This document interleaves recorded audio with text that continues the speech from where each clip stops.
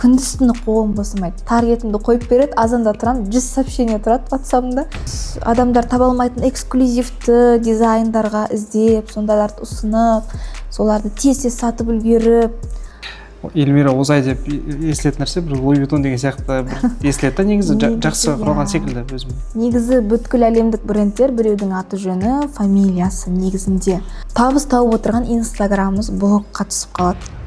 Мен істегім келсе, мен оны істеуге тырысам. Әйтеуір амалын табам. Бұл дүкенге скоро 1 жыл болады. Ремонттың өзіне $150,000 кетті.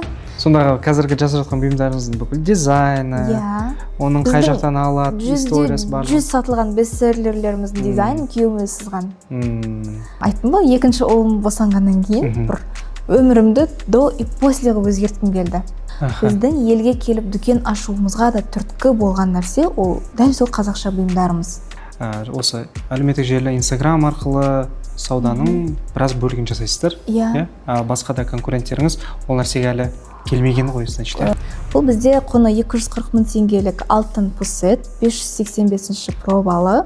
Ырымдап, мен де сіздерге осыны сыйға тартамын.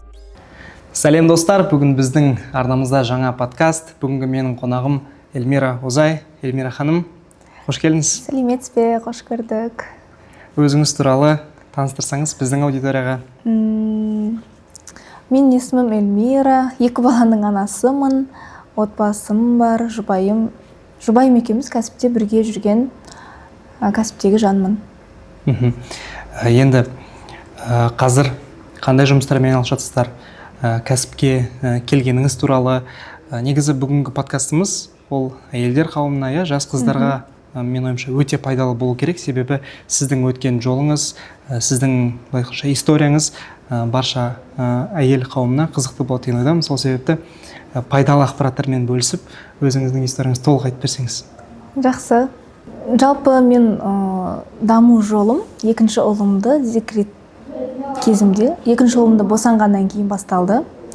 Әрбір ана өзі балалы болғаннан кейін өмірге басқаша көзқараспен қарай бастайды. Не істеп жүрмін, не қойып жүрмін деп жауапкершілік артады ма, немесе аналық сезім деген секілді. Мен де содан кейін ойланып, өзімді бір қолға алайын деп шештім. Жаңағындай уақытымды тиімді пайдаланып, дұрыс нәрселерге көңіл бөліп, немен айналыссам болады деп өте қатты ізденісте болдым.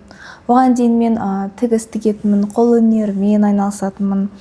Бірақтан да ол дүниеге менің көңілім аса қатты толған жоқ.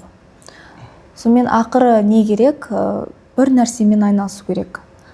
Сауда болсын, бір нәрсе сатып болсын, оның барлығы сол кезде трендте болып жатқан Инстаграм арқылы жүзеге асатынын түсіндім. Бір нәрсе сатпас бұрын мен Инстаграмға шығып, өзімді еркін ұстап, блог жүргізуім керек дегенді түсіндім. Сонымен бірденнен ол кездегі блогерлікке дайындайтын жобаға тіркеліп алдым. Айтқан тапсырмаларын біріне-бір орындап, бірнеше ай машықтандым. Сол машықтанғаннан кейін блог кішігірім, үйдегі декреттегі мамаларға арналған блог. Менде балаға қалай қараймын, даланы сыпырып жүрген. Ол кезде подписчик қанша болды? Қаншадан бастадыңыз? Негіз менің өзімнің бұрыннан ашқан аккаунтым туған туысқандармен, достармен бір 2000-3000-ның төңірегі болатын. Бірақ блог ашқаннан кейін 5000-ға көтеріліп, солай дамып келе жатты. Бірақ енді ол кезде менің қателігім болды, гиф деген нәрсеге іліккенім. Ол дұрыс емес екенін кейін түсіндім ғой. Бірақ соған қарамастан жаңағы жоба маған үлкен тәжірибе берді. Күнделікті таңнан кешке дейін сторис саласын, ол кезде енді рилс деген жоқ, пост саласын, видео монтаждайсын, таймлапсқа қойып қоям. Не істеп жүрсем де соны жалғап салып жүретінмін. Солай менің алғашқы өзімнің мамалардан тұратын, үйдегі декреттегі аналардан құралған аудиториям пайда болды. Мен ақырын кітаптарымды арендаға беретінмін. Өзім оқыған. Біз енді кішкентай қалада тұрдық. Мен сол алғаш блогтан былай оқырмандарымнан бір нәрсе ұсынып табыс тапқаным сол кітап өзім оқыған психологиялық әйелдерге қатысты кітап болсын, мен стористеріме салам. Қыздар, менде осындай кітап бар, кім оқиды, бірнеше күн мынанша теңге деп беріп жүрем, оқып болғаннан кейін қайтарады деген сияқты. Соменен ондай да кішігірім кәсіп болды. Сосын жаңа қолөнерді тігіп үйрететін, техникаларын үйрететін, шағын жаңағындай үйрету сабағы дейміз ғой. Сондай болды. Сосын тігіс тігіп, заказ алып, солай да табыс табатынмын. Бірақ ол нәрсеге мен толыққанды көңілім толған жоқ енді.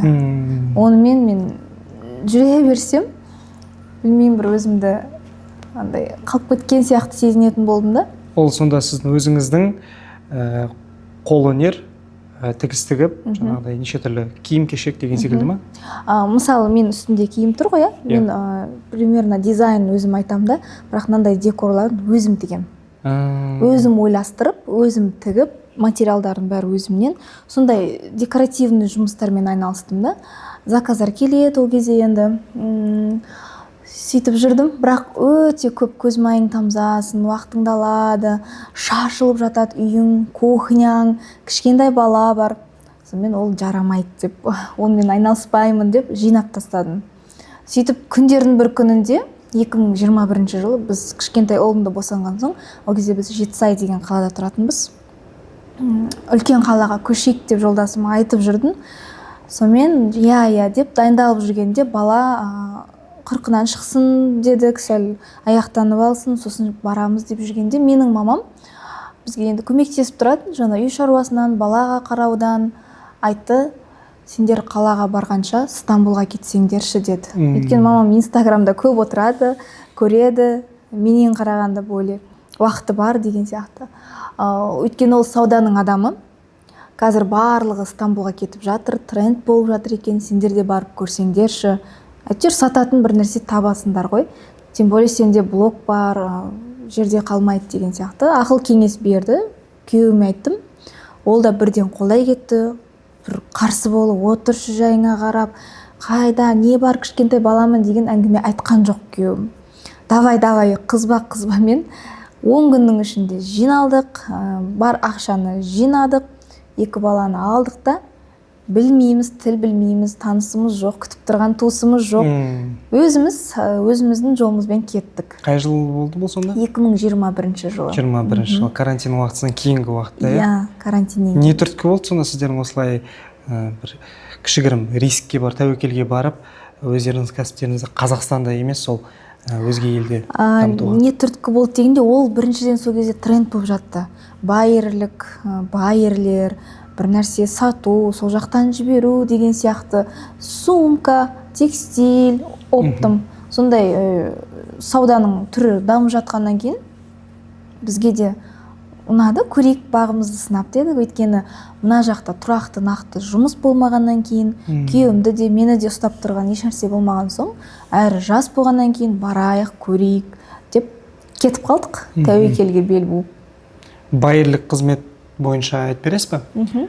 Қаншалықты жұмыс жағынан, табыс жағынан қалай болды? Өздеріңіз сол жұмысқа қанағаттандыңыздар ма? Сол Стамбулдағы мүмкін бір қызықты бір историяларыңыз бар шығар? Сонымен бірінші біз 15 шілде күні қонамыз, аэропортына бұрын барып көрмегенбіз, мен де күйеуім де. Күйеуім енді жаңа Инстаграм, интернет ақтарып отырып квартира тауып қояды. Ол бір қазақ апайдың үйі екен.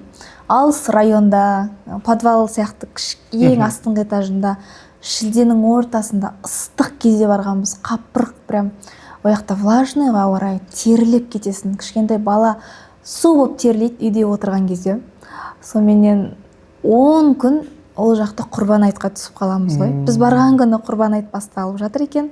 Сомен 10 күн базарлар істемейді, ешкімде активный қозғалыс жоқ, үйде отырамыз. Сол 10 күнде мен қатты депрессия болдым. Бір шаптанып келесінде 10 күн дегенің бір 100 күн сияқты өтпей кетті. Өйткені ақша қорың да санаулы, определенный бір уақытқа дейін жетеді, ары қарай жұмыс жасап, неғып дамытып кетеміз деген мақсатпен барғанбыз ғой. Соменен 10 күн деген әрең өтіп болды. Мен кішкентай баламен үйде қалам, мамаммен барамыз. Мамам да бізге көмектесем деп барады. Соменен күйеуім екеуі менің блогқа шығып, инстаграмға шығып, блог жүргізе алатыныма сенген ғой екеуі. Сен шығасың, сөйлейсің, сатасың. Біз саған тауып береміз, барлық схеманы сызып береміз. Сен главный ұялмай шығып істейсің. Болды деймін, үйде отырам, балаға қарап, екеуі барып, қай жақта не бар, қандай базар бар, не алуға болады, бүткіл точкілерді зерттеп келеді. Оған дейін 10 күн бойына күйеуім үйде жатпай, бір күні 10 мың метр былай, 10 мың метр былай жүріп келеді ғой, айналаны барып зерттеп. Жаяу аралап келеді ғой Стамбулды. Өйткені білмейді да. Карта жоқ, метрода қалай жүретінін білмейсің, тіл білмейсің. Өйткені ешкімге сеніп барған жоқпыз, өзімізге ғана сеніп кеттік та. Жол көрсететін адам болмады. Сөйтіп өзбектер кезігіп қалады ғой, өзбектің тілін кішкене түсінеді. Соменен солардан сұрап метроны қалай мінуге болады, оны біліп алады. Соменен екеуі базарға барады. Мен үйде отырам, жаңағындай азды көпті оқырмандарыма инстаграмнан шығып қоям.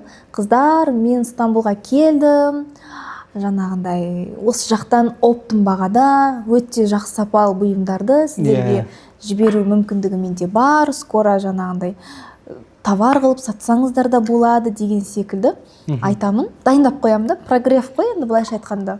Соменен барып келеді, кейін мамам қалады баламен бір күні.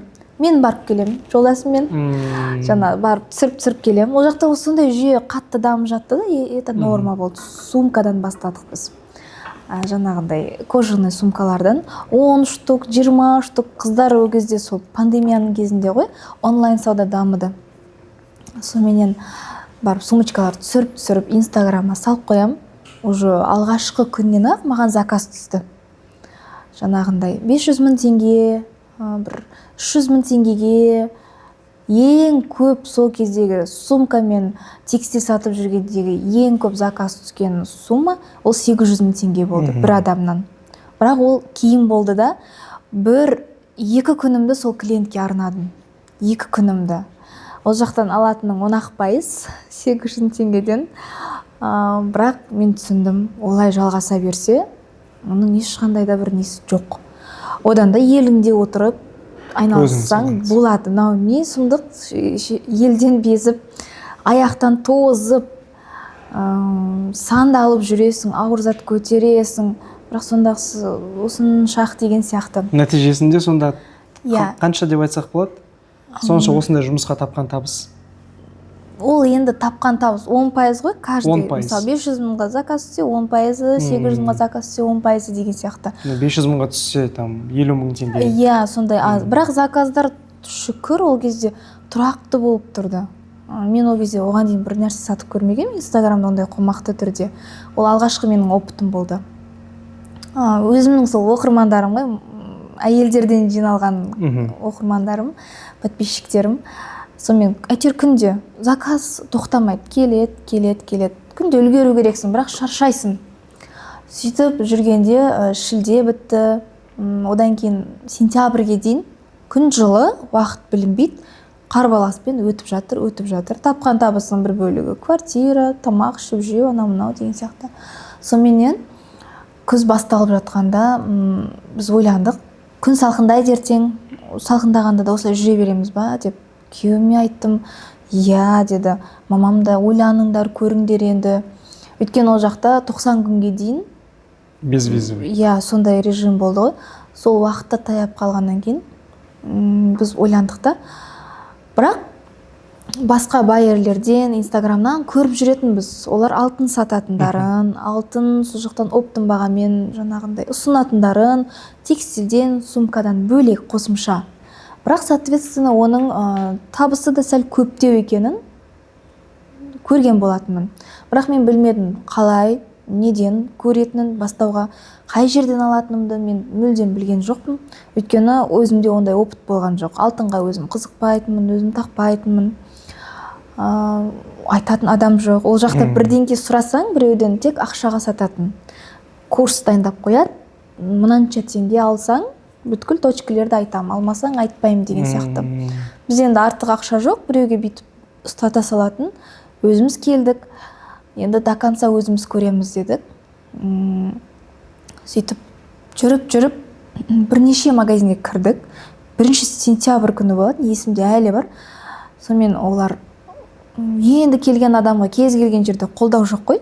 Сен кімсің, шығып кет, жаңағындай мен клиентіме жіберіп көрейінші деген кезде жоқ, жаңағындай болмайды деген сияқтыларды айтты. Сонымен жарайды деп шығып кеттім. Сөйтіп келе жатқанда бір кішкентай магазинге тап болып қалдым. Мамам екеуміз едік. Сонымен мен өзіме көрдім, енді өзіме бұйымдар бір қызығып көрейінші деген сияқты. Кішкене азды көпті тапқан ақшама бір өзіме алтын алайын деп шештім да. Сонымен заодно соны желеу етіп, мен на месте фотоларын түсіріп алдым, контент қылып. Сонымен ол да болмайды деп тұрды. Өзіме аламын деген секті айтып, соны магазиннен шыға салып оқырмандарыма саламын, сразу сторисіме неме бәрі қызығып жаза қалады. 10 шақты қыз жазады, соның ішінде 5-6-ы нақты алуға ниет білдіреді ғой. Мен алам деп. Деп күйеуіме айтам. Сонымен күйеуім ертесіне менімен барады жұмысқа. Жаңа ер кісілер ғой, ер кісілермен кішкене ерлерше сөйлесу керек болды. Сонымен давай келісім. Бұл жерде менің жолдасымның енді дипломатиялық қасиеті өте жақсы, келісім. Енді ол кезде сондай жүйе дамып жатты да. Қазір енді ондай жоқ қой. Сонымен айтты, біз кішкене жасайық. Саған да, бізге де болсын пайдалы. Рұқсатыңды бер. Жаңағындай бізге шектеу қоймай тұр. Сонымен нақты жұмыс жасаймыз деп айттық. Сонымен каждый апта заказдар көбейді, клиенттер көбейді. Біздің де біліктілігіміз арта түсті. Сөйтіп жүргенде алыстағы районнан біз жақын районға көшіп кеттік. Басқа квартира снимать етіп. Уже нормально, қаламыз деп шештік Стамбулда. Документ жасатып алдық, ВНЖ қалуға рұқсат қағазын. Соменен оған дейін, Стамбулға кеткенге дейін менің күйеуім интернет-маркетологты оқыған болатын. Маркетингтің толық курсы ғой? Иә, ол кезде Шомбай деген не болып жатты ғой, тренд болып жатты ғой. Сол кезде оны өзіме алған болатынмын. Ұлымды босанғаннан кейін жаңа блог жүргізіп жүрген кезде, ол кезде мен жолдасым блог жүргізбейтін. Өзім ғана жүргізетінмін. Бірақ қолдап отыратын енді. Мынауымды түсіріп. Сонымен мен өзіме алғам, кішкентай баламен, бірақ оқи алмадым.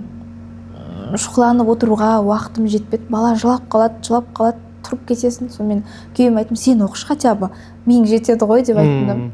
Сонымен жарайды деді. Ар өтем қараймын, бер өтем қараймын. Бүйтіп оқып отырғанын көрмеймін. Сонымен оқып жатсың ба деймін, оқып жатыр, мен бәрін білемін дейді. Сен қайдан жаңағындай оқысайшы кішкене деп, әйел болған соң сөйлейсің ғой. Мен бәрін білемін деп, маған бой бермейтін. Ладно деп қойдым. Сол алтынға дейін текстильде де ақырын таргет жіберуді өзі істейтін барлығын. Өйткені клиент қайдан келеді, реклама жібермесең, алтынға кірген кезде де сол жаңа интернет-маркетологтан оқып алған видео түсіру, кішігірім, соның барлығы бізге Стамбулға барғанда көмекші құрал болды ғой. Ешкімге жалынбайсың, өзі видео түсіріп береді. Мен өзім сөйлеймін, блогермін, блогқа шығудан ұялмаймын. И рекламамды, таргетімді жіберіп береді. Сонымен бізде аз уақыттың ішінде клиенттік база жиналды. Басында қорқасымда барып келіп, жол көрсетіп, жаңа ер кісілермен сөйлесіп жүрген жолдасым уже шындап қызыға бастады бұл кәсіпке. Алтын саласына жалпы. Сол жақтағы неше жылдық білікті мамандарға барады, сөйлеседі, отырады, сұхбаттасады. Оларда сондай сұхбат деген болады да, шай ішіп отырып, мынандай бәрін қызығып сұрап алады. Сөйтіп өзі түрік тілін үйреніп алды, мысалға. Одан кейін біз басында қарапайым алтындарды сатып жүрдік. 1-2 айдан кейін мен жолдасым айтты, бұндай алтындармен ары қарай жүре беруге болмайды деді. Біз уже біліміміз бар. Бәр сатып жүрген нәрсені сата бермеу керек. Біз уже талғап, білген сұраған дүниелерімізді пайдаланайық, сәл сапасы жоғары заттарға көшейік деді. Мен ол кезде қарсы болдым, жаңағындай дайын затты сата берейік та, ыңғайлы еді, зона комфортадамын мен. Сонымен жоқ дедім. Мен ұрысты кейін ертең күні басқаларда сатады, конкурент көбейіп кетеді, демпинг болып кетеді. Бұлай жүре берсең болмайды деді. сонымен жарайды деп артынан еріп қымбатырақ итальяндық бұйымдарды біз іздеуге көштік. Соның поставщиктерін, сондай брендтерді іздеп ұсына бастадық өзіміздің аудиториямызға. Олар да жақсы сұраныс бола қалды. Жаңағындай қызығушылықтар болды да клиенттерімнен. Өзім енді зерттеп аламын ғой, мен күйеуім бәрін маған түсіндіріп, күнде кешке маған сабақ өтеді. Жолы жаяу барамыз ғой, жаңағындай метроға дейін жаяу, ары қарай жаяу деген сияқты.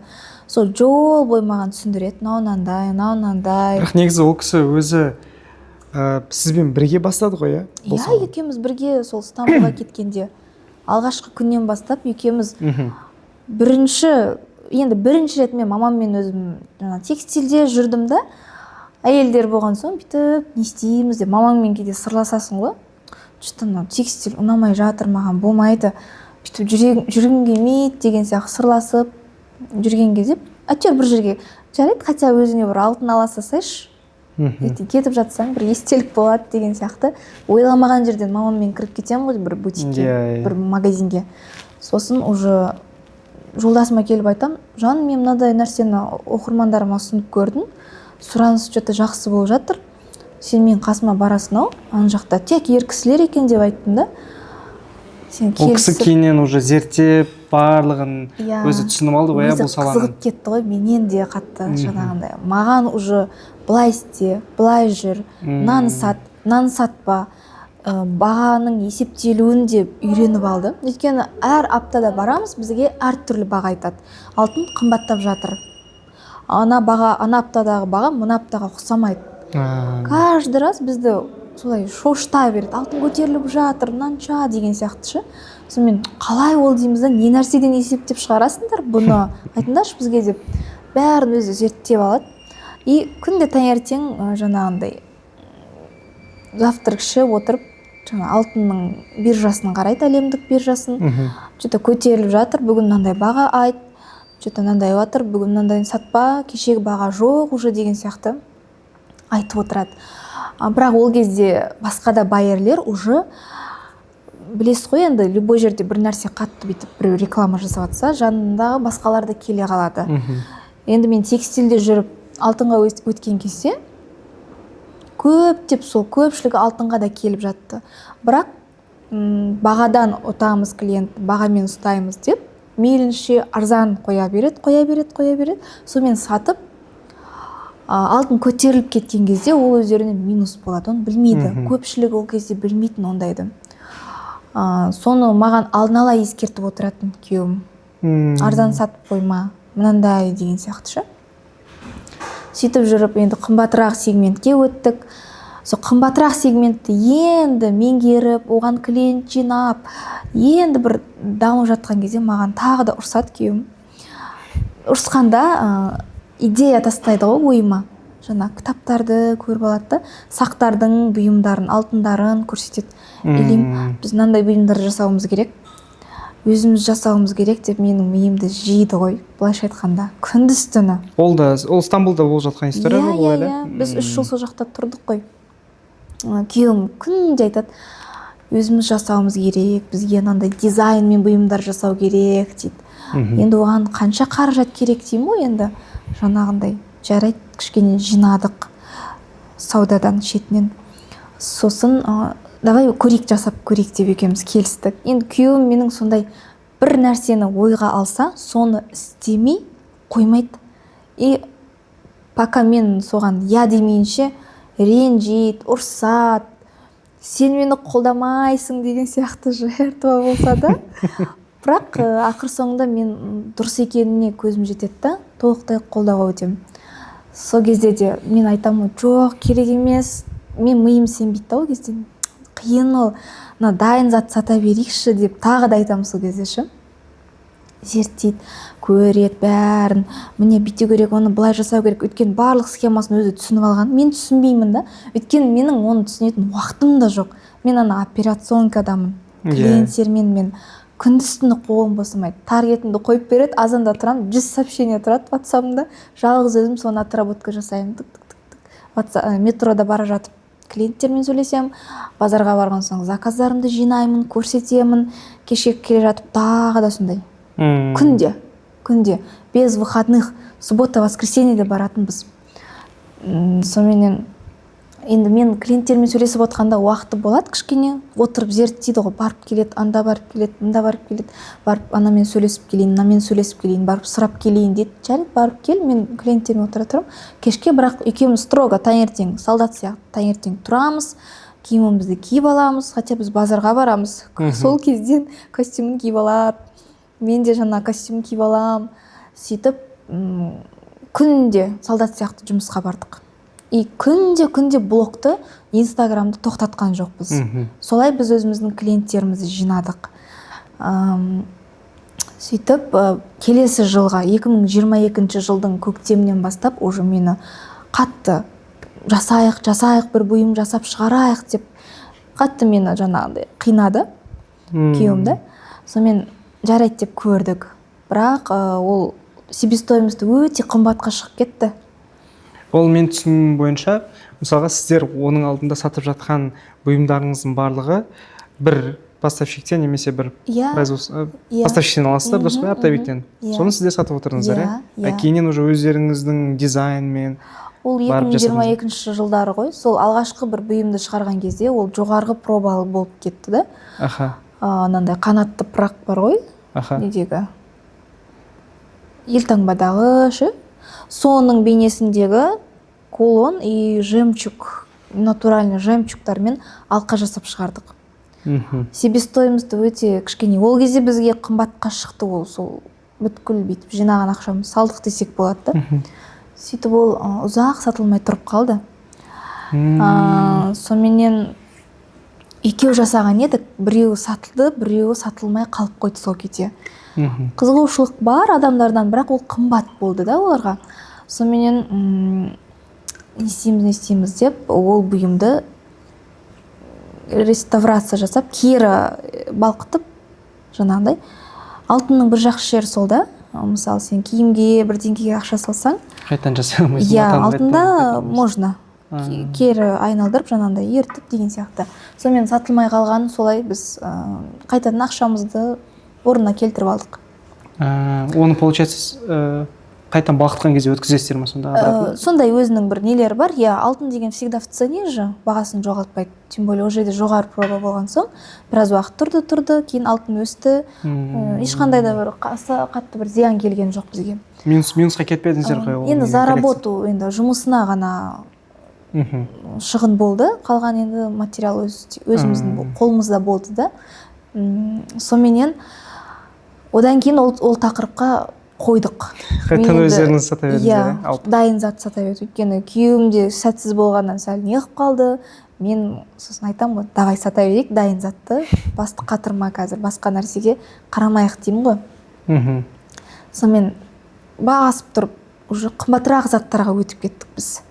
Баяғы арзандау сегментті қойдық, оны жаптық. Оған заказ мүлдем алмайтын болдық. Сөйтіп жүргенде, как бы анау қымбат сегмент, как Голубой океан сияқты конкуренттер аз еді. Бірақ, как обычно, бірнеше айдан кейін тағы да артыңнан ілесушілер болады. Барады, сенде жақсы өтіп жатқан олар көріп тұр, бір-бірін көреді. Бір секторда сегментте жүрген адамдар ақша тауып жатыр екен ғой, біз де табайық дейді. Иә. Соменен барады да, олар өздеріне клиент жинау үшін бағаны естественно арзандатады. Сөйтіп жүргенде біз одан да қымбатырақ жаңағындай өсе бердік. Адамдар таба алмайтын эксклюзивті дизайндарға іздеп, сондайларды ұсынып, соларды тез сатып үлгеріп, жаңағындай. Сөйтіп былайша айтқанда мындай соғыс алаңында даму болды ғой бізде. Кәсіпте тез қимылдағанда. Иә.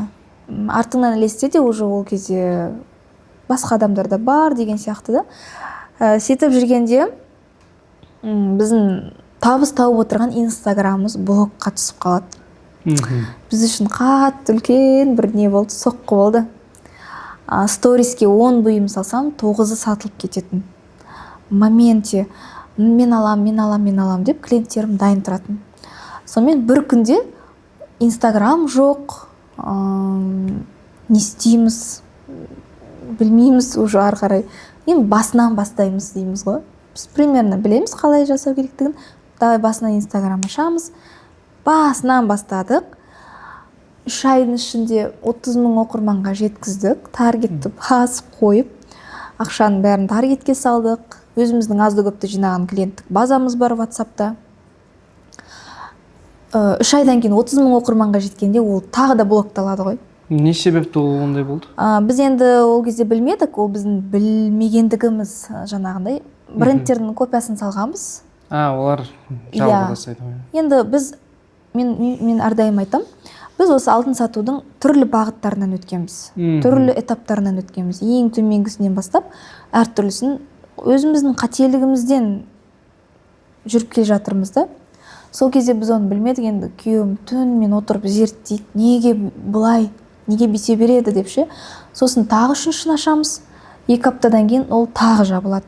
Менің өзімнің жаңағы декреттік мамадағы блогым, ол да блокталады ғой. Қазір мысалға сіздегі бар аккаунт Эльмира Озай. Эльмира Озайдың бизнес аккаунты, ол жаңадан ашылған аккаунттар ба? Кейіннен ашылғандар ма? Менің жеке аккаунтымда ол кейіннен. Мен Инстаграм алғаш ашылған 2014 жылдары жаңағы мен мектеп қабырғасында жүргенде абадоктар тоқып, соны 7 000, 10 000 теңгеге сататынмын. Тұрмысқа шықпай тұрып мектеп кезінде. Сол кезде мен өзіме Инстаграм ашқам. Сол кезде ол Инстаграм маған табыс, енді хобби ретінде де бірнәрсе сатып көргенмін да, өзімнің кішкентай қаламда. Кейін универге түскен соң ол нәрсені қойып кетем ғой. Сол Инстаграмым блокқа түсіп қалады. Өзімнің кішкентайынан үлкен ұлымның бөпе кезіндегі суреттерін салған Инстаграм болған. Ол да кетеді. Күйеуім жаңағындай өзінің бар білімдерін адамдарға айтып, пайдалы ақпараттармен бөлісіп жүретін өзінің жеке Инстаграмында. Олай да адамдарға пайдалы ақпарат беріп те клиент келетін, табыс көзі болатын. Өйткені расында да мен күйеуім өте андай бір нәрсені зерттесе, терең зерттейді, және соны түсініп алады. Біреуге жеткізген кезде де анты шынтысымен айтып, соны түсіндіріп, жетесіне жеткенге дейін түсіндіріп береді. Солай ол өзінің қазір Қазақстан нарығында да біраз кәсіпкерлер сол кезде жолдасымнан обучение алған болатын. Ол кісілер өздеріне жаңа бағыттағы бұйымдарды ашқан болатын. Қазір де нарықта өте жақсы дамып жатырған кісілер, олар сол кезде мен жолдасымның оқушылары болған. Бір жылда менің жеке аккаунтым, бизнес аккаунт, ұлымның естеліктері бар Инстаграм, күйеуімнің обучениеден табыса келетін Инстаграмы, 4 нәрсеміз блокқа түседі ғой. Маған қатты депрессия болды сол жылы. Андай, күле алмаймын, жылай алмаймын ғой.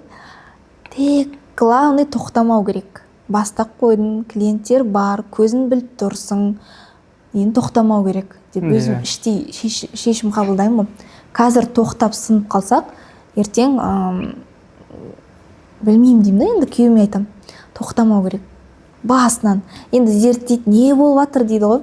Бір-біріне связан екен ғой телефонда номерлер. Жаңа менің Инстаграмым, анау Инстаграм, IP адрес деген сияқты, соның бәрін қопарып, біз новыйдан телефон аламыз, тек Инстаграмға. Екеуміз одан кейін жаңағы жеке блогты қойдық. Өйткені мына клиенттерді көтеру керек, сатылымдарды тұру керек деп соған кірісіп кеттік. Жеке аккаунтты, жеке блогты жүргізуді қойып кеттік. Тек қана бизнес аккаунтты жүргізуді ма? Бірақ ол менің ойымша кішкене сол қателік болды деп ойлаймын. Жеке аккаунтымды мен әйтеуір азды көпті болсын жүргізіп отыруым керек еді. Мен өзімнің мамалық блогымды, үйдегі блогымды салып жүретінмін да, оған дейін, блогқа кеткенге дейін. Блогқа кеткеннен кейін оған уақыт жоқ, шабыт та жоқ оны жүргізетін, настроение де жоқ. Главный шетелдесін, уже біраз клиенттер жинап қойғансың, олар сенен сұрайды, әрі жаңағындай намысқа тырысасың ғой. Осы жеке блог жүргізудің, осы жеке бренд қалыптастырудың маңыздылығын айтыңызшы. Вот, мен сол кездегі қателігім, мен блогқа кеткеннен кейін мен қайтадан ашпағаным. Қайтадан ашып, аз болса да саз өзімнің аудиториям бар ғой енді, өзімнің клиенттерім мынақа өтті деген Иә. секілді. Соларды қайта жинап, жай қадаммен болсын әйтеуір қолдап отыруым керек еді жеке блогымды деп ойлаймын да өзім. Енді ол кісі айтып тұрмын ғой, жаңағы настроением болған жоқ.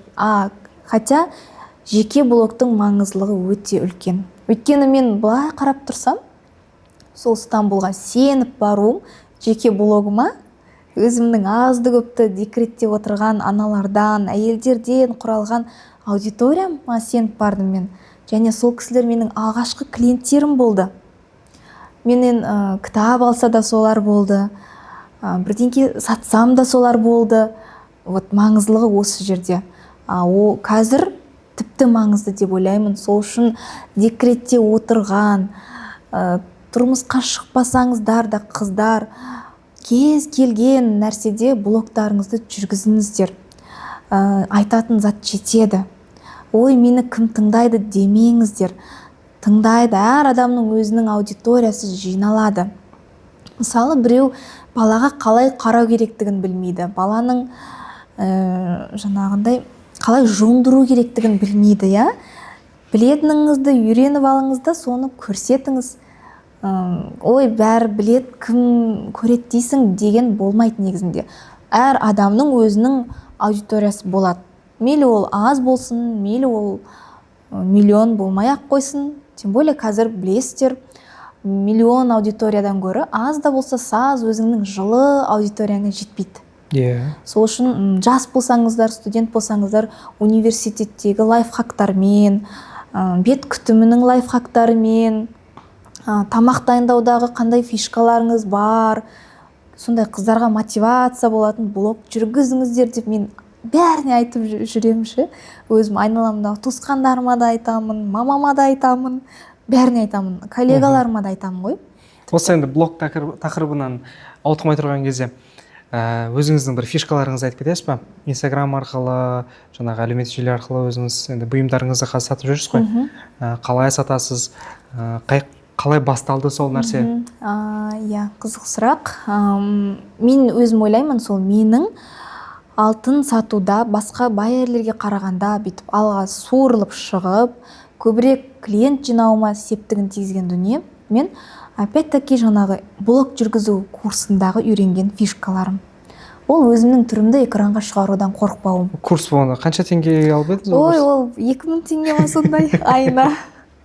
2000 теңге. Айына 2000 теңге. Значит, ол жерде сен тегін информация алсаң да, арзан қалсаң да, қымбат қалсаң, негізі бір нәрсе ғой барлығы. Бір нәрсе, иә. Бірақ ол өзінің құнына лайықты жоба болды енді. Таңертеңнен тапсырма береді, кешкісін соны закреплять етеді. Күнде. Айына төлейсің абонемент 2000 теңге. Келесі ай тағы 2000 теңге деген сияқты. Сол блогта үйренген фишкаларым экранға сәлем достар, қыздар қалайсыңдар, еркін форматты үйретті да маған ол кезде. Сөйтіп мен оны алтын сатуда басқа білмеймін, мен басқа форматты білмеймін. Үйренген бойынша барам, камерамды қосып қоям. Қыздар қалайсыңдар, мен бүгін алтындамын, нандай новинкалар келіпті, давайте мен сіздерге тағып көрсетейін, артықшылықтарын айтайын деймін. Болды, өзіме тағып көрсетем, құлағыма, мойныма, саусағыма, қолдарыма. Сол живой формат қой. Бұлай просто өзін түсіре салмайсыз ғой бұйымдарды сондай? Өзінде түсіремін. Мен әртүрлі форматты қолданатынмын. Бұлай бір обзорный түсіріп шығамын. Сосын каждый өзіме ұнағанын айтамын да, қыздар, мынаның ішінен ең күшті ұнаған маған мынау. Мен анандай болдым да, біреу сатып атқанға сатуға ұмтылмаймын. Білмеймін екен. Жаңа нәрселер. Жаңа нәрсе. Өзіме ұнайтын нәрсені ұсынуға тырысатынмын. Сол кезде жаңа, ой, бәрі мынаны сатады, мен мынаны сатамын деген сияқты емес. Қыздар, мына жерде ең күшті ұнап тұрған маған мынау. Прям осы керемет, енді осыны алып үлгеріңіздер, саны шектеулі деп айтамын да, и оны тағып көрсетемін. Действительно, мен өзіме ұнаған дүниені ғана көрсететінмін. Ұнамағанды мен ұстамайтынмын да, көрсетпейтінмін де. Өйткені ол затқа менің бір махаббатым жоқ деген сияқты. Содан аудиторияма ол өтті деп ойлаймын. Бәрібір сезеді ғой адамдар шынайылықты. Сосын тағып көрсетем, бәрібір адамдарға онлайн болғаннан кейін қалай тұрады ол, таққанда қалай, живой обзор көргенге жетпейді ғой. Видеоға түсіреміз, күйеуім мені түсіруден шаршамайды, мен түсуден шаршамаймын. Солай менің осы бір сәттілігім болды. Бір сату бір методикасы дейсіз Сату методикам, иә. Енді мынандай қызық сұрақ болды. Қазір біз сіздердің жеке дүкендеріңізде отырмыз, үлкен дүкен, неше түрлі ассортимент бар, неше түрлі коллекция. Өзім танысып көріп отырмын. Бұл дүкенге енді неше қаражат кетті ашылуына? Бұл дүкенге скоро 1 жыл болады. Ремонттың өзіне $150 мың кетті. Мына тұрған оборудованиялар бізде ең қымбат заттарымыз, өте ауыр, салмақтағы, нағыз ұзақ жылға шыдайтын дүние. Енді біз оған инвестиция деп қараймыз. Және де полы болсын, қабырғасы болсын, жақсы материалдардан жасауға тырыстық барлығын. Мынандай мягкий мебельдері болсын, товарды санамағанда бұл бутиктің өзінің қаңқасына, жаңағы атмосферасына, материалдарына. Енді сонда осындай кішкентай блоктан бастаған нәрсе осындай үлкен дүниеге айналады деп басында ойладыңыздар ма өзіңіз? Жоқ, мен ойлаған жоқпын. Мен тіпті айтып тұрмын ғой, мен алтын сатуға ұмтылған да жоқпын. Мен Стамбулға барған кезде алтын сатамын деп ойлаған да жоқпын. Мен жаңағындай блог жүргізіп жүрдім. Сол кезде мен ойлайтынмын, бір ары кеткенде 600 мың теңге айлығы бар жұмысқа тұрып алсам деген сияқты. Сол 2-ші жылымды босанғаннан кейін. Енді қалай десем болады, адамның қалаулары өзгере береді екен ғой уақыт өткен сайын. Ең бастысы өзімізді шектемеуіміз керек, және еңбек ете берсең, клиенттеріміз ғой енді көбінесе шынайы, олармен жұмыс жасаған соң осы күнге дейін жетіп отырмыз деп ойлаймын. Енді дүкенге мүмкін қайтып келерміз, бірақ ең қызығы еркек адамдарға кәсіп бастау оңай. Енді кез келген нәрсені қолына күреп алса да, ол еңбек етіп ақша табады. Бірақ біздің қоғамда әйел қауымына табыс табу, осылай өзі жеке кәсіп бастап кету бір оңай шаруа емес. Енді өзіңіздің тәжірибеңіз бойынша, қыздарға айтарыңыз қалай басталды, және де осы кейін отбасы құрдыңыздар, сол моменттен басталды. Оңай болды ма, қиын болды ма, қандай жағдайлар болды, сол туралы айтсаңыз? Басында оңай болған жоқ. Тұрмыс құрған кезде каждый семьяда жігіт пен қыз болып жүргенде мүлдем бөлек қарым-қатынас. Үйленгеннен кейін мүлдем бөлек қарым-қатынас дамиды. Бала дүниеге келген соң мүлдем басқа қарым-қатынас дамиды. Сол кезде екі адамға да байланысты. Мен күйеуім всегда айтады, әйел 10 қадамын жасаса, еркек те 10 қадамын жасау керек. Екеуі бірдей жасау керек бір-біріне да. Біз ұстанатынымыз осы. Кейде жаңағындай, маған қатты сөйлесең, мен де саған қатты сөйлеймін деген сияқты. Сондай бір мінездерім шығып кетеді. Сол үшін біз бір-бірімізге бірдей, теңдей қарым-қатынас жасауға тырысамыз. Жаңағындай. Бір-бірімізді ренжітпейміз, бірақ оған уақыт өте келе келдік та. Ол ер адамға да байланысты деп ойлаймын. Главный, енді бір-бірін жақсы көріп сүйіп қосылғаннан кейін, ары қарай бірге боламыз десе, жұптар екеуі бір-бірімен жұмыс жасауға по-любому тура келеді. Бала дүниеге келген соң тіпті уже басқа мақсат пайда болады өмірде. Приоритеттер өзгереді. Сол кезде ең бастысы, әр адам өзінің айнасы ғой. Жұптар бір-бірінің айнасы дегенге жалпы сөйтіп айтады ғой енді. Бір-бірінің ең бастысы қолдау керек деп ойлаймын. Қандай жағдай болмасын. Сәтсіз болып қалса да мен енді жарайды енді келесіде жақсы болар деген сияқты тырысам да, қолдан келгенше.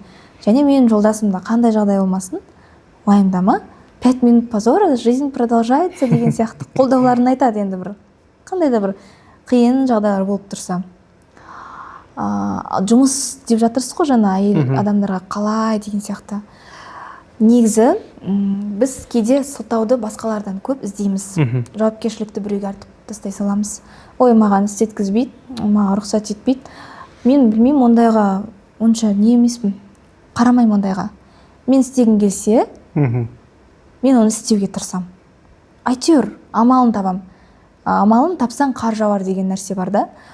Мейлі басында қарсы болады, қолдамауы мүмкін, бірақ өзіңді дамыта берсең, бір нәрсе істей алатыныңды өзіңе, сосын айналаңа бір көрсетсең, бәрібір де нәтижесі болады ғой. Менде де енді мен тоқтамадым, әйтеуір тігістіктім, макияж жасап бояндырдым. Ол кезде жолдасым жұмысыма апарып тастайтын. Бірақ ол өзі керемет бір ақша таппайтынмын мен. Ол сосын мен тастап, ары қарай өзі жұмысына кететін, кешкісін өзім қайтатын деген сияқты. Главный, біз бір-бірімізге ананы істеп көргім келеді, мынаны істеп көргім келеді дегенде, жоқ, істеме деген сияқты нәрсе айтпаймыз да. Ең басты адамдар бір-бірімен түсінісіп алу керек. Қалғаны ол сылтаулар деп ойлаймын енді. Әркімде әрқалай жағдай ғой. Енді қандай бір мотивация болды кәсіп жасауға? Осылай үлкен темппен бағана айттыңыз ғой, таңертең солдаттар сияқты оянып жұмыс. Не түрткі болды осы нәрсеге мотивация? Білмеймін, сол кезде ішімде бір не оянды. Жаңа айттым ба, екінші ұлым босанғаннан кейін бір өмірімді до и после қылып өзгерткім келді. Қалай болды? Қазір қандай? Енді айтып тұрмын ғой, енді ол кезде менің бар патологым, ұлымды босанған кезде де 600.000 теңге деген секілді патологым сол болды менің ол кезде. Мен оны мойындаймын. Мен жолдасым да оған куә, мамам да білет. Бұлай қабырғаға жазып қоямын ғой қағаздарға, типа позитивное мышление деген сияқты. 600.000 теңге хочу зарабатывать деген сияқты. Соны қазір ойланамын да, деймін да жаңағындай. Аз қойсын ғой планканы деші. Сонымен ең басты адам өзін дамыта беру керек қой. Адам шексіз дейді ғой негізі. Жақсы нәрсеге фокус қою керек, жақсы нәрсе көру керек, жақсы нәрсе тыңдау керек, және оның бәрінің соңында еңбек тұрады. Сол кезде мен жаңағы декрет негізі ол үлкен мүмкіндік. Декретте әйел адам тынығады, миы тынышталады. Кішкене сыртқы әлемнен алшақтанады ғой, баламен болғаннан кейін. Кішкентай баланың бір несі, өзінің энергиясы. Сосын мен мынандайға да сенем. Әр бала өз несібесімен дегенге де сенем. Негізі біздің қазақ бекер айтпайды ғой. Сол кезде енді аналық сезім де болды. Кейін ойланасың, жасым өсіп жатыр, не істеп жүрмін деген сияқты, өстіп жүре берем ба деген сияқты мотивация өзіме алдым. YouTube қараймын, бір жаңағындай позитивті кітаптар оқимын. Сол кезде менің не қылғаным, жолдасым екеуміз айтатынбыз, қиындатпа. Екеуміздің ұранымыз қиындатпа болатын. Еш нәрсеге қарамай, қазір қандай мүмкіндік бар, сонымен жасай берейік. Ой, анау жоқ, ой, мынау жоқ деп сылтау іздемейік деген сияқты. Өзімізге сондай ережелер қойып алатынбыз. Сол нәрсе мені алға жылжытты негізі. Тоқтамай былай еңбектенуге. Және Стамбул үлкен қала. Ол жақта ол қаланың темпінде сен отыра алмайсың. Керісінше мен Алматыға келіп сәл не болып кеттім. Жалқаулау болып кеттім дейін да. Стамбул адамды отырғызбайды. Үлкен қала ғой енді, мегаполис. 30 миллион ба бір қаланың өзінде? Иә. Халық саны? Иә. Енді қазір мысалға біз магазинде отырмыз деп айттық қой сіздердің дүкендеріңізде. Енді бренд жайлы айтсаңыздар, Эльмира Озай, өзіңіздің атыңызды қолдана отырып, кәсіптеріңізге бренд жасадыңыздар. Қазір қандай өнімдер сатып жатсыздар? Сол алып сату ма, немесе бір басқа форматқа өттіңіздер ма? Мен білетінім, сіздер қазақи осы этно стильде жасап жатқан бұйымдарыңыз да бар, коллекцияларыңыз бар. Сол туралы айтсаңыз. Біз енді сол қазақы бағытты мен жолдасым осы бағытта алып жүру керек деп идея тастағаннан бері ақырын дамыттық қой. Сәтсіз болса да, кейіннен ол халыққа ұнап, сұраныс артып кетті. Содан бері енді тіпті біздің брендтің атауы да Эльмира Озайда, бәрі сұрайды, неге депші. енді қазір енді бутиктің ремонты бітіп бір жылдан кейін біз жан жағымызға қарап ойлануға енді мұршамыз болып жатыр. Оған дейін ол атау менің алғашқы инстаграмды солай аша салғанмын. Енді ешқандай ол кезде не жоқ, атау іздеп фантазия болған жоқ. Қалай бар солай бірінші аккаунтым Эльмироза бизнес болды. Блогқа кеткеннен кейін енді біз ювелирка бағытына кеткен соң Эльмироза бұйымдар, джуэлери деген сияқты сондай неге өтіп кеттік та. Енді біз алдағы уақытта мүмкін ребрендинг жасап қалуымыз мүмкін. Бірақ мен өзім Эльмира Озай деп естілетін нәрсе бір Луи Виттон деген сияқты бір естіледі да, негізі жақсы құралған секілді өзім. Негізі бүткіл әлемдік брендтер біреудің аты жөні, фамилиясы негізінде. Мүмкін тек фамилиямды қалдырамын ба? Біз қазір күйеуім екеуміз күнде ақылдасу үстіндеміз. Өзім де айтып қоямын ол кісіге, мүмкін өзгертеміз деген сияқты. Ол менің өзімнің ішкі бір нем болып тұр, қалауым болып тұр. Толық ребрендинг жасау ма сонда? Иә, кішкене бір өзгерістер. Біз айтып тұрмын ғой, біз бір орында тұра алмаймыз. Бір нәрсені өзгерту керек. Бұйымдар жайлы. Енді басында бізде қазақша емес бұйымдар болды, бірақ дүкен ашқаннан бастап бірінші күннен бізде қазақша бұйымдар витринамызда болды. Біздің елге келіп дүкен ашуымызға да түрткі болған нәрсе ол дәл сол қазақша бұйымдарымыз. Егер біз қазақша бұйым шығармағанда, оны сатпағанда, біз мүмкін әлі күнге дейін шетелде тұра берер медік. Өйткені ювелирка сатпасам да басқа дүниені сатып, басқа нәрсемен айналысып, шетелде тұра берер медік. Дәл қазақша бұйым жасап шығарғаннан кейін, енді ол қазақша бұйымның алушы нарығы да қазақ қыз-келіншектері, қазақ қоғамы. Әрі біздің нарықта ондай сападағы бұйымдар әлі дамой қоймаған. Жоқтың қасы. Біздің бұйымдар басында өтпеді, бірақ жарнамасын жасап, құндылығын түсіндіргеннен кейін адамдарда көзқарас өзгерді. Қазір этно, қазақ стильге көріп жүрсіздер ғой, барлық жерде рекламалар, халық уже басқаша қарайды. Күнделікті өмірде де қазақша киініп жүреді, қазақша бір детальдар ұстап алады. Уже ол трендке айналып кетті. Мен ойлаймын, ол тренд тоқтамайды деп ойлаймын. Қазақша этникалық дүниелер тоқтамайды. Сол елге келудегі басты мақсат осы қазақша бұйымдарымыз болғаннан кейін. Өйткені халық сұрайды, көріп алсақ бола ма дейді. Онлайнмен отыра бермейсің ғой. Енді бізде өзіміздің ішкі даму стратегияларымыз қазір қайтадан қарастырылып жатыр. Жолдасымның үлкен жоспарлары бар негізі алдағы уақытта. Қазірше құпия ол. Бірақ бұйырып жатса, оны бірнеше жылдан кейін мүмкін тағы подкастыңызға келіп айта жатармыз. Қазақша бұйымдар бағытын біз тоқтатпаймыз. Басқа да бағыттарды қосқысы келіп жатыр. Енді жолдасым қазір сол қаралым барысында. Сол. Сіздердің осы конкуренттерден басты айырмашылықтарыңыз қандай? Сол туралы айтасыз. Мысалға біз қазір мына дүкен жанында қаншама дүкендерді көріп отырмыз, жан жағымызда неше түрлі дүкен, бірінші этаж, екінші этажында. Ең бірінші орында ол негізі сатылатын заты көп. Ең бастысы сата білу керек деп айтам әрдайым. Біз енді осы инстаграммен дамығаннан кейін, біз инстаграмсыз не істесек те өмірімізді елестете алмаймыз уже. Не только инстаграм, соцсетисіз. Ертең инстаграм өшіп қалса, басқа нәрсе келсе де, әйтеуір дами береді ғой, соцсети тоқтамайды, иә. Сол нәрсені басты қағида етіп алғанбыз. Не сатсақ та, немен айналыспасақ та, оның барлығын соцсети арқылы дамытуға біз бейімделдік. Бұл біздің бірден бір плюсымыз деп айта аламын. Яғни сіздер осы әлеуметтік желі инстаграм арқылы сауданың біраз бөлігін жасайсыздар. Басқа да конкуренттеріңіз ол нәрсеге әлі келмеген ғой, значит. Көпшілігі дәл осы ювелирка саласы жай келіп жатыр. Енді аяқ басып жатыр. Басқа салалар киім, косметика уже бастап қойған, олар 2020-ға дейін оларда онлайн болды, салон деген секілді. Ал ювелирка енді дамып жатыр. Көпшілігі алдына келетін адамды күтіп отырады. Оффлайн точкасына келетін бутикті күтіп отырады. Мен всегда айтам, күтпейміз. Біз әрдайым есігіміз ашық.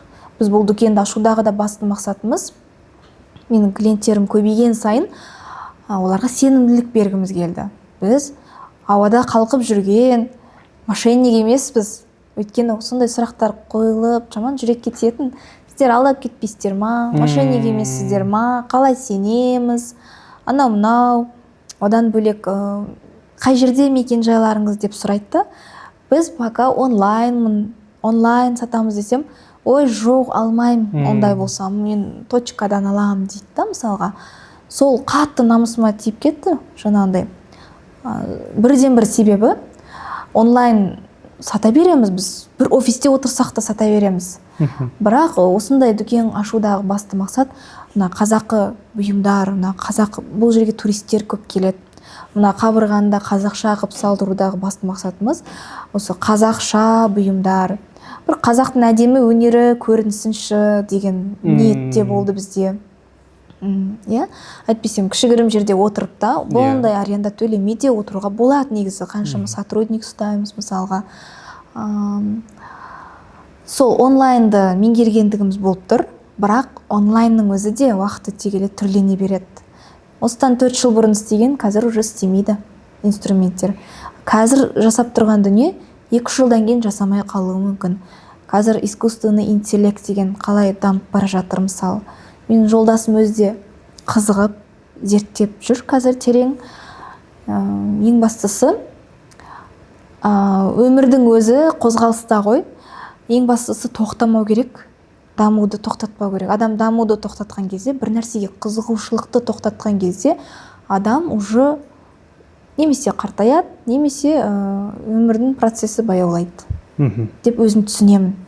Сол үшін біз тоқтамау керек, әрдайым дамып отыру керек. Өзім әріптестеріме де айтар едім, әрдайым айтып отырамын жеке блогымда, Инстаграм жүргізіңіздер, шығыңыздар, ұялмаңыздар. Мейлі, қазір идеально болмаса да, біраз жылдан кейін идеал боласыз. Неге түсіп кетесіз, сол жолға түсіп кетесіз. Ең бастысы, көш жүре түзеледі дегенге мен өзім жақсы қолдаймын сол мақалды. Өзіміздің бастағы ұранымыз сол еді ғой, қиындатпа, барымен істе, көш жүре түзеледі. Біреу күліп жатса да, біреу ой, мына жерің дұрыс емес, ана жерің что-то не то десе де, ну что, ладно, қазір менің қолымнан келіп тұрғаны осы. Бірақ әрдайым болады деген сөз емес қой, мысалға, деп айтамын да. Сонымен бастаңдар, істеңдер деп өзім әріптестеріме айтамын. Сосын қазақша бұйымдарымыздың артықшылығы олардың жұмыс сапасында. Біз әрдайым жақсы жұмыс сапасын таңдаймыз, жақсы жұмыс сапасын қолданамыз, материалдарында жақсы қылып пайдаланамыз, тас болсын, мейлі бриллианты болсын, және де біздің әрбір бұйымдар белгілі бір мағынамен. Оның бәрінің басқасында менің күйеуім өзі отырады. Айтып тұрмын ғой, мен күйеуімді кейіннен тани бастадым. Оказывается, менің күйеуім творческий адам екен.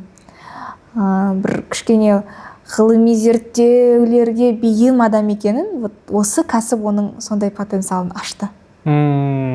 Сонда қазіргі жасап жатқан бұйымдарыңыздың бүкіл дизайны, оның қай жақтан алады, историясы бар. 100 сатылған бестселлерлеріміздің дизайнын күйеуім өзі сызған.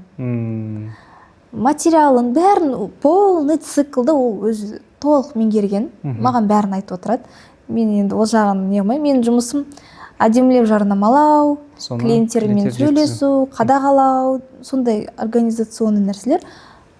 Басты ерекшеліктеріңіз сонда өздеріңіздің бұйымдарыңыз ғой, значит, коллекцияларыңыз өздеріңіздікі. Өздеріңіз өндіресіздер, сызасыздар. Өте керемет. Және де махаббат дейін да. Әр нәрсені махаббатпен жасасаң, жүректен шыққан нәрсе жүрекке жетеді деп ойлаймын енді. Мына жер не то, дұрыстап істеу керек деп отырады ұзақ. Күйеуімде, лично өзінде $5000 құны бар, кітапханасы бар.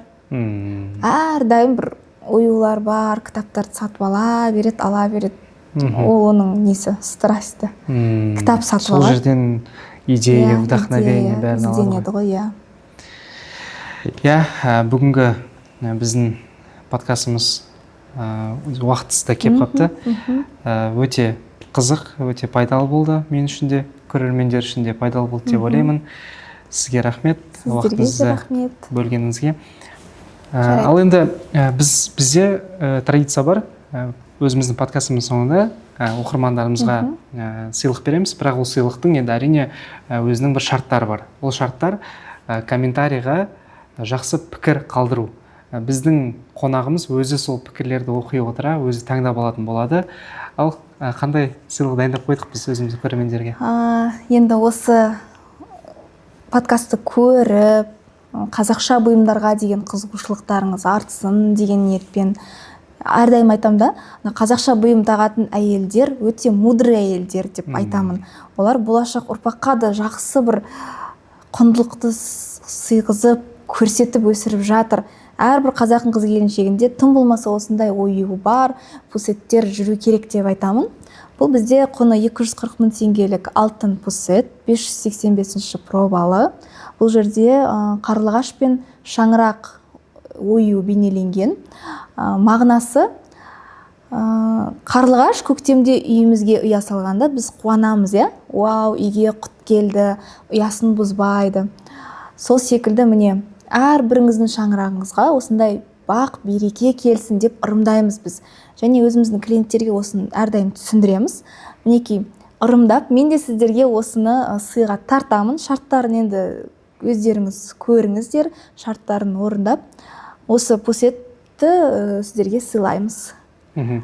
Қарлығаш шаңырақ. Көріп отырсыздар ғой, өте керемет, өздерінің жеке жаңағыдай дизайнмен жасалған бұйымды 250 000 теңге тұратын құны сыйлайын деп отыр. Шарттар өте оп-оңай, сол себепті орындап, осы затты әр адамға негізі бұйырсын. Сізге рахмет. Сіздерге де рахмет. Көрермендерге рахмет. Мен ойлаймын, бұл біздің әңгімеміз аяқталған жоқ. Болашақта тағы да одан да көбірек ақпараттармен бөлісеміз деген. Бұйырса. Сау болыңыздар. Сау болыңыздар.